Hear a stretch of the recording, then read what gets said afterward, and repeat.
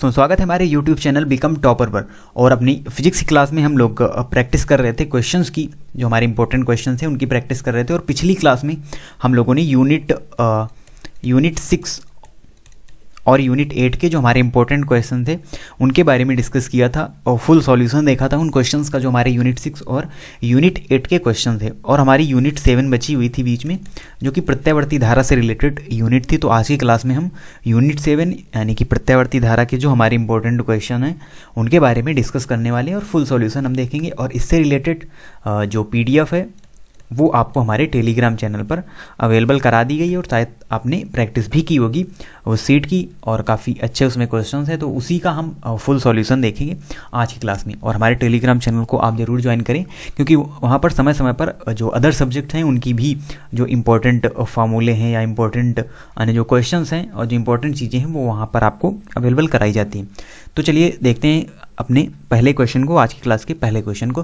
किसी प्रत्यावर्ती परिपथ में शक्ति गुणांक अधिकतम होता है जब परिपथ, तो शक्ति गुणांक के बारे में हमने डिटेल से पढ़ा था जब हमने इस यूनिट 7 को पढ़ा था।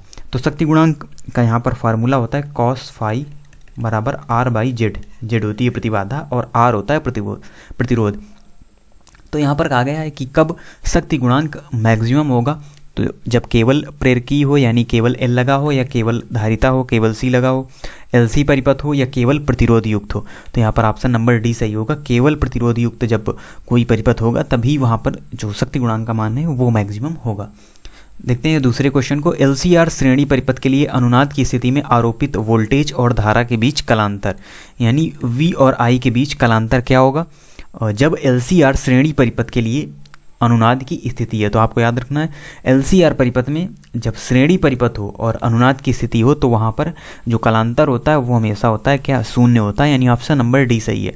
और यहाँ पर ऑप्शन थोड़े से मिसमैच है, क्योंकि यहाँ पर भी शून्य दिया हुआ है और यहाँ पर भी शून्य। तो आपको जब वहाँ पर क्वेश्चन आएगा तो आपको इसमें एक ही ऑप्शन दिया जाएगा, जो कि इसका करेक्ट आंसर होगा शून्य।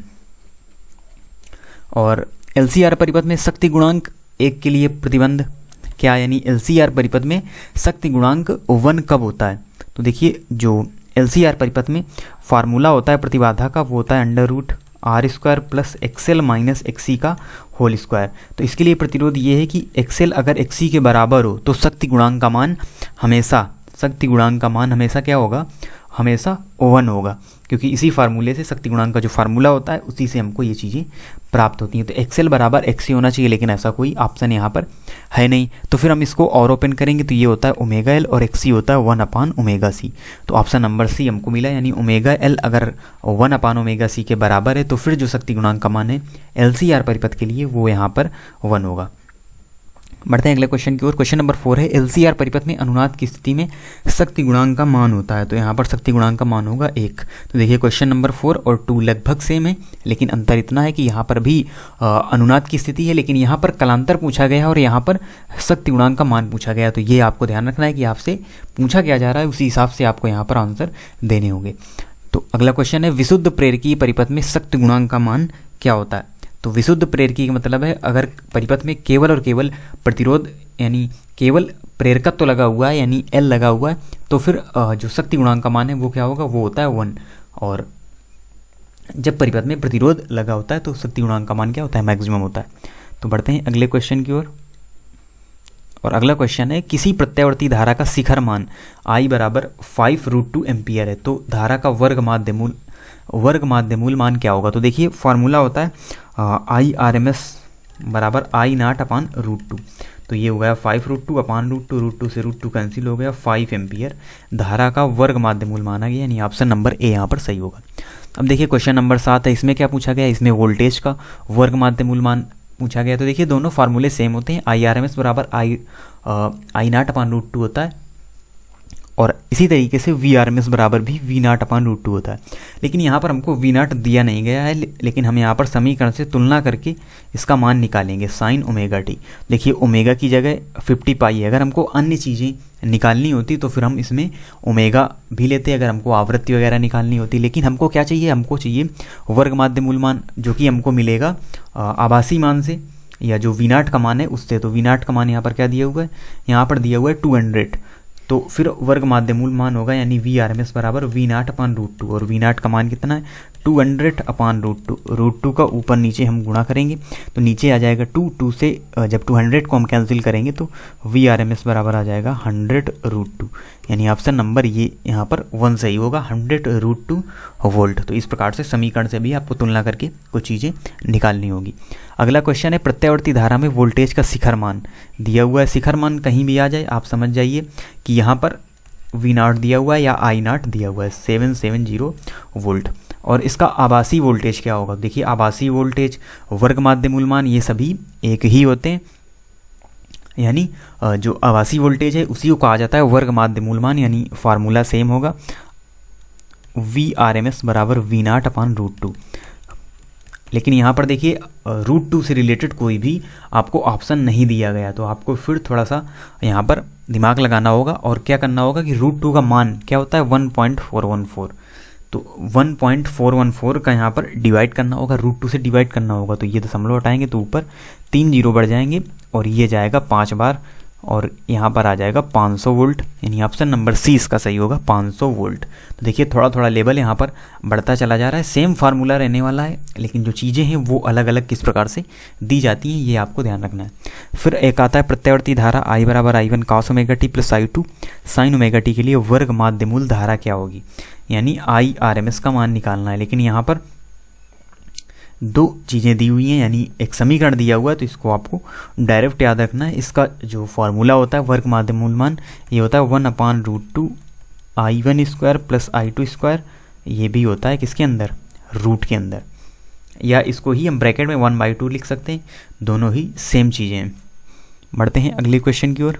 अगला क्वेश्चन है दोलन करने वाले LC परिपथ की आवृत्ति क्या होगी। तो ये डायरेक्ट फार्मूला हमने पढ़ा था, आवृत्ति का फार्मूला होता है √2π LC, यानी 1/2π √LC, यानी ऑप्शन नंबर फर्स्ट यहाँ पर सही होगा, दोलन करने वाले LC परिपथ की आवृत्ति। फिर है अनुनाद की स्थिति में LC परिपथ की आवृत्ति, तो सेम फार्मूला होता है, यानी यहाँ पर भी ऑप्शन नंबर ए पूरी तरीके से सही होगा 1/2π 1/√LC, दोनों सेम ही फार्मूले हैं, कोई भी अंतर यहाँ पर नहीं है। अब आता है अनुनाद की स्थिति में LC परिपथ की आवृत्ति क्या होगी। तो अब देखिए मान दे दिया गया और आपसे जो सॉल्यूशन है न्यूमेरिकल का सॉल्यूशन है वो यहाँ पर पूछा गया। तो f बराबर 1/2π √L का मान रखेंगे 0.02 इंटू 2 इंटू 10⁻⁻6, और ये यहाँ पर जब आप इसको सॉल्व करेंगे तो आंसर आपका आ जाएगा। तो ये आपको स्वयं करना है, केवल और केवल आपको सॉल्यूशन करना है। हमने फार्मूला भी बता दिया कौन सा यहाँ पर लगाया जाएगा और आपको कैलकुलेशन करना है, फिर आप इसका आंसर निकालेंगे। और इसी प्रकार से क्वेश्चन नंबर 13 है जिसमें L का मान दिया हुआ है 0.25 हेनरी। कितनी धारिता जोड़ी जाएगी जिससे संयोजन Vt बराबर 5 sin ω t, तो इसकी तुलना कर देंगे हम, Vt बराबर V0 sin ω t से अनुनाद करें। तो देखिए हमको यहाँ पर क्या चाहिए, तो यहाँ पर हमको फार्मूला लगाना होगा ओमेगा बराबर 1/√LC। तो ओमेगा का मान क्या है, यहाँ पर जब तुलना करेंगे समीकरण से तो ओमेगा का मान आ जाएगा 400, यानी 4000 1/√LC, यानी L का मान दिया हुआ है √C का मान हमको यहाँ पर निकालना होगा। तो इस प्रकार से जब इधर इसका मल्टीप्लाई करेंगे और फिर C से जब हम वर्गमूल हटाएंगे और दूसरी तरफ वर्ग लगाएंगे तो ये भी हमारा आंसर यहाँ पर आ जाएगा। तो ये भी क्वेश्चन आपको सॉल्व करना है, सिर्फ आपको कैलकुलेशन करना है, बाकी चीज़ें हमने आपको पहले ही बता दी। यहाँ पर फार्मूला ओमेगा बराबर 1/√LC लगने वाला है जो कि इसी फार्मूले से निकला हुआ है और सभी के मान हमको क्वेश्चंस में दिए हुए हैं, तो इसको आप अच्छी तरीके से कर सकते हैं। बढ़ते हैं आगे। यदि प्रत्यावर्ती धारा जनित्र के आर्मेचर के घूर्णन की चाल दोगुनी कर दी जाए तो प्रेरित विद्युत वाहक बल क्या हो जाएगा। तो देखिए जो प्रत्यावर्ती धारा जनित्र जिसके बारे में डिटेल में हमने पढ़ा था, अगर उसकी घूर्णन की चाल दोगुनी कर दें तो विद्युत वाहक बल भी 2 गुना हो जाएगा, यानी वो सीधे सीधे प्रोपोर्शनल होते हैं, समानुपाती होते हैं। जो घूर्णन की चाल होती है वो प्रेरित विद्युत वाहक बल के, तो ये यहाँ पर आ जाएगा। यदि वोल्टमीटर द्वारा नापे जाने वाले प्रत्यावर्ती धारा के मेंस का विभव 200 वोल्ट प्राप्त होता है तो इस विभव का वर्ग माध्य मूल मान क्या होगा। तो देखिए यहाँ पर डायरेक्ट चीज़ें दी गई हैं, जो धारा के मेंस का विभव होगा वही विभव का वर्ग माध्य मूल मान भी होगा, यानी आंसर सेम रहेगा 200 वोल्ट, यानी ऑप्शन नंबर सी यहाँ पर सही होगा 200 वोल्ट। अब प्रत्यावर्ती धारा का वर्ग माध्य मूल मान शिखर मान का कितना होता है। देखिए प्रत्यावर्ती धारा का वर्ग माध्य मूल मान IRMS हुआ I0/√2, तो ये पूछा जा रहा है इसका कितने गुना होता है, यानी जो वर्ग माध्यमूल मान होता है वो शिखर मान का, देखिए यहाँ पर क्या है 1/√2 इसके साथ है, और साथ में I0 यानी 1/√2 गुना होता है, यानी ऑप्शन नंबर सी यहाँ पर सही है। आपको यहाँ पर ऐसा नहीं करना है कि आप इसको इस तरफ कर दें और फिर √2 गुना आंसर कर दें, ये बिल्कुल गलत होगा। यहाँ पर जैसा पूछा जा रहा है वैसा ही हमको बताना होगा। एक अमीटर का प्रत्यावर्ती परिपथ में पाठ्यांक 4 एम्पियर है, परिपथ में धारा का शिखर मान क्या होगा? तो देखिए जो प्रत्यावर्ती परिपथ में यहाँ पर पाठ्यांक आएगा वो होगा हमारा IRMS, और हमको निकालना क्या है, हमको निकालना है धारा का शिखर मान यानी I0।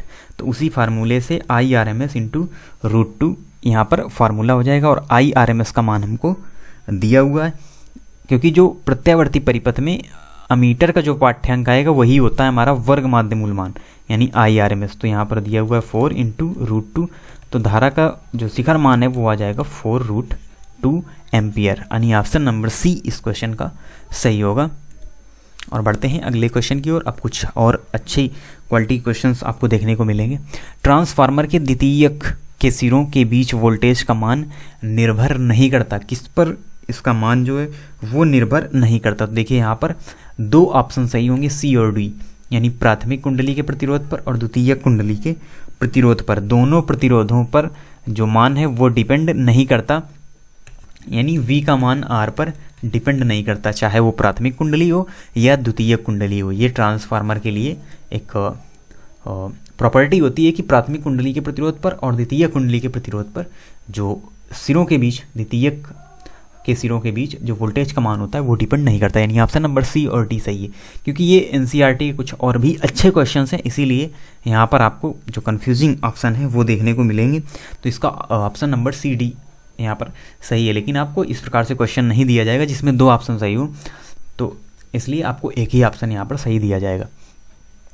अब है क्वेश्चन नंबर 19। एक प्रतिरोध R, प्रेरकत्व L तथा संधारित्र C आवृत्ति F के दोलित्र के साथ श्रेणी क्रम में जोड़े गए हैं। यदि अनुनादी आवृत्ति FR हो तब धारा वोल्टेज से पश्चगामी होगी जब, तो आपको यहाँ पर एक रिलेशन जो दिए हुए हैं उनमें रिलेशन छाटना होगा कि किसके लिए जो अनुनादी आवृत्ति दी हुई है FR, तो धारा वोल्टेज से पश्चगामी किस स्थिति में होगी? तो यहाँ पर ऑप्शन नंबर डी सही होगा, F is greater than FR, यानी जो आवृत्ति है, जो उस LCR परिपथ की आवृत्ति है F, वो अनुनादी आवृत्ति से ज़्यादा होनी चाहिए, तभी जो धारा है, धारा वोल्टेज से क्या होगी, पश्चगामी होगी। तो ये प्रॉपर्टी होती है कि धारा वोल्टेज से तभी पश्चगामी होगी जब LCR परिपथ में जो आवृत्ति दी गई है उसका मान उस आवृत्ति से ज़्यादा हो, यानी अनुनादी आवृत्ति से ज़्यादा हो। तो ये इसका सही ऑप्शन हो जाएगा, option number D, F is greater than FR। LC परिपथ में क्या होता है, LC परिपथ में चार ऑप्शन आपको दिए हुए हैं, उसी हिसाब से आपको देखना है। तो L और C दोनों में संचित ऊर्जा चुंबकीय होती है, तो ये ऑप्शन हमारा गलत हो जाएगा, क्योंकि L और C दोनों में संचित ऊर्जा चुंबकीय नहीं होती है। L में संचित ऊर्जा चुंबकीय तथा C में विद्युतीय होती है। ये देखिए, ये ऑप्शन हमारा ऑप्शन नंबर बी यहाँ पर करेक्ट होगा, क्योंकि जो L में संचित ऊर्जा चुंबकीय होती है क्योंकि ये प्रेरकत्व से रिलेटेड होता है, और C क्या है, C है धारिता, C है धारिता। तो इसमें क्या होता है, इसमें जो ऊर्जा होती है वो होती है विद्युत के रूप में। धारिता किसकी होगी, संधारित्र की, और संधारित्र में क्या होता है, संधारित्र में होता है विद्युत। और L क्या होता है, L होता है प्रेरकत्व। और प्रेरण में जो ऊर्जा होती है, यानी प्रेरकत्व में जो ऊर्जा होती है, L में जो ऊर्जा होती है वो होती है चुंबकीय। तो L में चुंबकीय ऊर्जा और C में विद्युतीय ऊर्जा, तो ये ऑप्शन हमारा सही होगा। अब देखिए, L में संचित ऊर्जा विद्युतीय, ये भी गलत हो गया। C में चुंबकीय, ऐसा बिल्कुल होता नहीं है, क्योंकि संधारित्र में कभी भी चुंबकीय ऊर्जा नहीं होती है, वहाँ पर सिर्फ और सिर्फ विद्युतीय ऊर्जा होती है। और L और C दोनों में संचित ऊर्जा विद्युतीय होती है, ये भी गलत है। तो हमारा आंसर कौन सा सही होगा, L में संचित ऊर्जा चुंबकीय और C में संचित ऊर्जा विद्युतीय होती है, ये हमारा सही ऑप्शन होगा।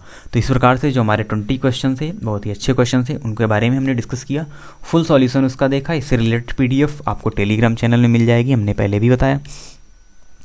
और इसके आगे की अब हमारी जो यूनिट 1 से यूनिट 8 तक के इम्पोर्टेंट जो क्वेश्चन है उनके बारे में हमने डिस्कस कर लिया। हमारी और यूनिट बची हैं, लगभग 6 यूनिट बची हैं, जिनको हम जल्दी ही कवर करेंगे। यानी अब हमारी प्रकाश वाली जो यूनिट आएगी उसके हम क्वेश्चंस देखेंगे, और देन फिर हमारे जब क्वेश्चंस अच्छी तरीके से कंप्लीट हो जाएंगे, फिर हम इसके बाद अनसॉल्व को सॉल्व करेंगे। पिछले लास्ट 2 ईयर के जो हमारे क्वेश्चन होंगे, जो 2 ईयर के प्रीवियस ईयर क्वेश्चन होंगे, क्योंकि अबाउट 2019 में ही जो NCERT पैटर्न है वो लागू किया गया।